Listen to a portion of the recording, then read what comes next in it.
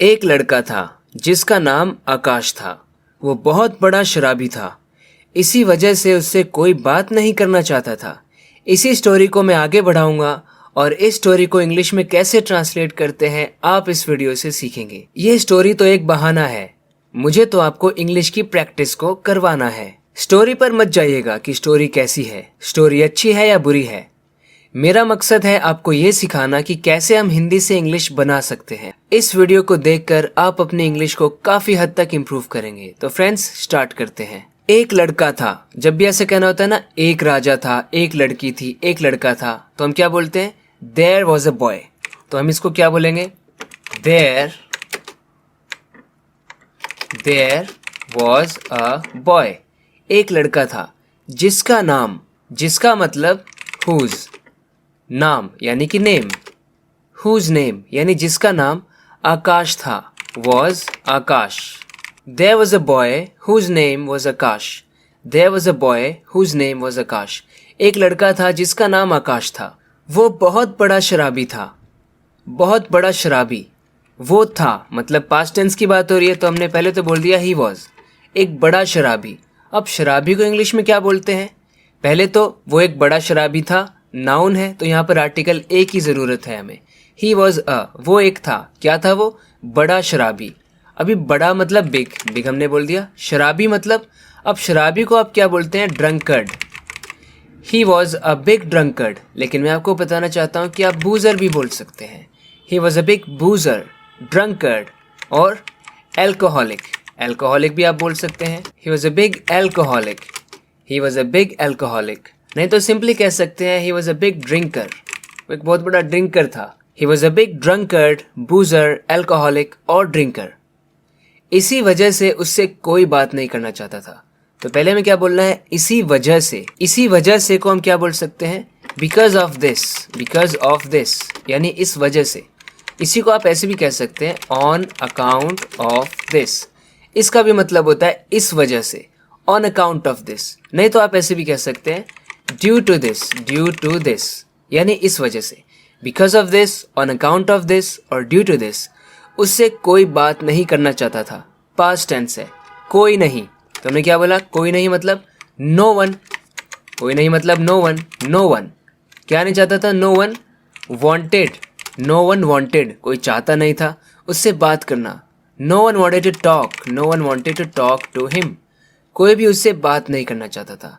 No one wanted to talk to him. Because of this, on account of this or due to this, no one wanted to talk to him.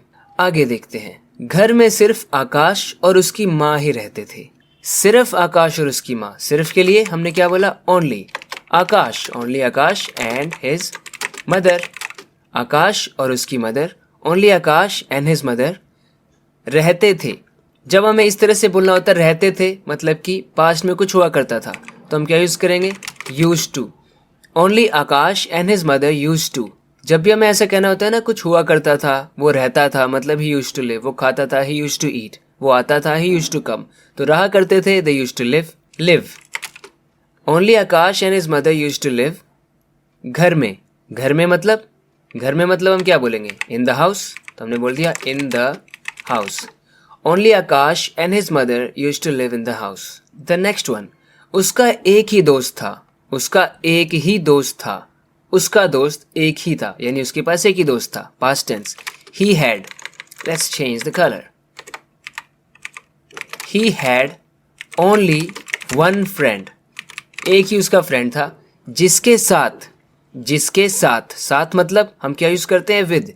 जिसके साथ मतलब with use करेंगे।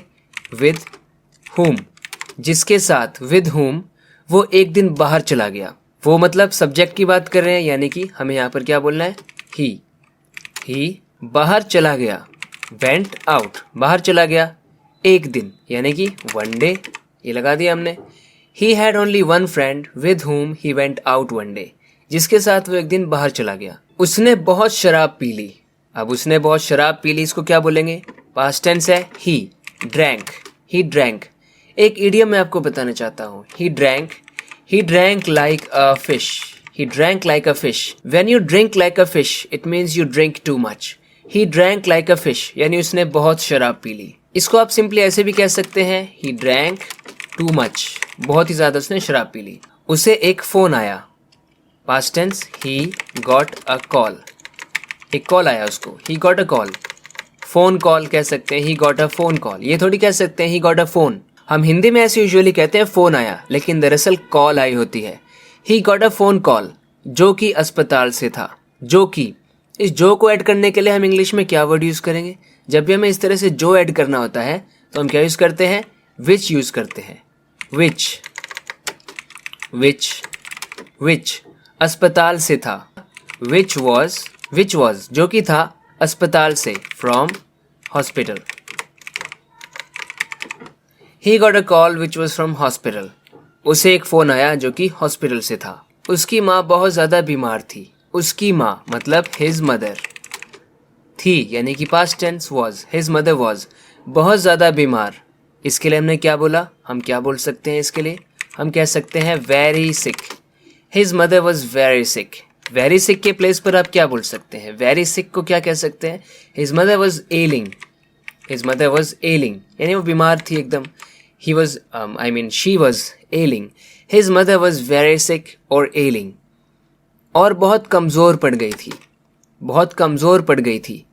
जब कोई कमज़ोर पड़ जाता है तो उस स्थिति में होने को क्या बोलते हैं? Debilitated. His mother was very sick and debilitated. Debilitated. His mother was very sick, ailing और debilitated. His mother was very sick और एलिंग एंड डिबिलिटेटेड, बहुत सिक थी और डिबिलिटेटेड थी। घर पर किसी के ना होने के कारण उसकी माँ अकेले ही अस्पताल चली गई थी। घर पर किसी के ना होने के कारण, जैसे अगर उनके पास कोई होता तो हम क्या बोलते? शी हैड समवन, लेकिन उनके पास कोई नहीं था। She had no one. She had no one, किसी के ना होने के कारण। कारण, जब हमें कारण बताना होता है तो हम क्या बोलते हैं? Because, because of, because of having no one, because of having no one, because of having no one else, no one else, घर पर, in the house. Because of having no one else in the house, उसकी माँ जो कि subject है, हमने क्या बोला? His mother. हिज मदर अकेले ही अस्पताल चली गई थी। फोन आया, उससे पहले ही अस्पताल जा चुकी थी, तो हमें पास्ट परफेक्ट टेंस यूज करना है। Because of having no one else in the house, his mother had gone to the hospital. अभी उसी हॉस्पिटल में द हॉस्पिटल आ गया, क्योंकि अब ये हॉस्पिटल स्पेसिफिक बन चुका है। Because this is the hospital that we were just talking about. His mother had gone to the hospital, अकेले ही चली गई थी। अकेले ही के लिए हम क्या बोल सकते हैं? ऑल बाय हर सेल्फ, बिल्कुल अकेले। यहाँ पर आप ऐसे भी कह सकते हैं on her own, on her own, अकेले ही, on her own. Because of having no one else in the house, क्योंकि घर पर कोई तो था नहीं, his mother had gone to the hospital all by herself और ऑन हर ओन। डॉक्टर ने इलाज के लिए 1,00,000 रुपए मांगे। डॉक्टर सब्जेक्ट है, स्टार्ट हम सब्जेक्ट से करेंगे। द डॉक्टर, मांगे वर्ब है मांगे, मांगना मतलब आस्क फॉर, आस्क फॉर हम यूज करेंगे। द डॉक्टर आस्क्ड फॉर, कितने मांगे? The doctor asked for 1,00,000 rupees, 1,00,000 rupees. The doctor asked for 1,00,000 rupees, इलाज के लिए, यानी फॉर द ट्रीटमेंट। इलाज को इंग्लिश में ट्रीटमेंट बोलते हैं। The doctor asked for 1,00,000 rupees for the treatment. नशे में होने के कारण, फिर से कारण आ गया, मतलब बिकॉज, बिकॉज ऑफ। आपको पता है कारण बताने के लिए ऑन अकाउंट ऑफ का भी यूज कर सकते हैं, बिकॉज ऑफ या ऑन अकाउंट ऑफ। नशे में, बिकॉज ऑफ बीइंग, बीइंग मतलब होना, नशे में होना। नशे में कोई होता है तो नशे में होने को इंग्लिश में क्या बोलते हैं? Because of being drunk, because of being drunk. अगर कोई नशे में है मतलब हम क्या बोलेंगे? He is drunk. इसी को आप कह सकते हैं इनिब्रिएटेड। बिकॉज ऑफ बीइंग इनिब्रिएटेड, ड्रंक, इनिब्रिएटेड, और बिकॉज ऑफ बीइंग ड्रंक, इनिब्रिएटेड, और because of being under the influence, under the influence. इस फ्रेज का भी मतलब होता है नशे में होना, because of being under the influence, या फिर आप कह सकते हैं because of being intoxicated, intoxicated. इन सभी का मतलब है नशे में होना। Because of being drunk, inebriated, under the influence और इंटॉक्सिकेटेड वो अस्पताल चला गया बिना पैसे का इंतजाम करे। वो अस्पताल चला गया, ये है हमारी मेन बात। He went to hospital, he went to the hospital, specific hospital है। He went to the hospital, बिना पैसों का इंतजाम करे। बिना मतलब विदाउट, इंतजाम करना मतलब अरेंज करना। विदाउट एक प्रेपोजिशन है, इसके बाद वर्ब में आईएनजी होना चाहिए। विदाउट अरेंजिंग पैसे मतलब the money. Without arranging the money, he went to the hospital because of being drunk, inebriated, under the influence or intoxicated. आकाश के दोस्त ने पैसे देकर उसकी माँ की जान बचा ली। सब्जेक्ट क्या है यहाँ पर? आकाश का दोस्त, his friend। मेन चीज उसके दोस्त ने क्या करी है? उसके माँ की जान बचा ली। मेन वर्ब बचाना यानी कि saved उसके माँ की जान, his mother's life। उसकी माँ की जान, his mother's life। His friend saved his mother's life क्या करके? पैसे देकर। जब ऐसे प्रोसेस बताना होता है ना, ऐसा करके वैसा करके, हम प्रेपोजिशन बाय लगाते हैं। बाय देकर, गिविंग, बाय गिविंग पैसे देकर, the money, by giving the money. His friend saved his mother's life by giving the money। आकाश का सारा नशा उतर गया। नशा उतर जाने को इंग्लिश में क्या बोलते हैं? आकाश sobered up। Akash sobered up। Sober up. When you sober up, it means you come back to your senses. You were drunk, but now you are back to your senses. होश आ जाना, नशा उतर जाना। आकाश sobered up और उसको अक्ल आ गई। अक्ल आ गई मतलब वो सीधा हो गया। हम क्या बोल सकते हैं इसके लिए? And और उसको अक्ल आ गई। He got मतलब कि वो सीधा हो गया। सीधा हो गया मतलब इसको इंग्लिश में क्या बोल सकते हैं? He got straightened out, straightened। Akash sobered up and he got straightened out। वो सीधा हो गया। When you straighten out, it means you mend your ways। इसे ऐसे भी कह सकते हैं he mended his ways, और he got straightened out, और he learnt his lesson। उसे अक्ल आ गई। आकाश sobered up and he got sensible। आकाश को यह एहसास हुआ। एहसास होना मतलब रियलाइज करना। आकाश realized। आकाश ने रियलाइज किया कि नशा करना बहुत खतरनाक हो सकता है। की के लिए हमने क्या लगाया? दैट। नशा करना मतलब कि ड्रिंक करना, ड्रिंकिंग। दैट ड्रिंकिंग एल्कोहल और बीइंग इनेब्रिएटेड, बीइंग ड्रंक बहुत खतरनाक हो सकता है। पास्ट की बात हो रही है तो हम कुड का यूज करेंगे। दैट ड्रिंकिंग कुड बी, हो सकता है, होना मतलब बी।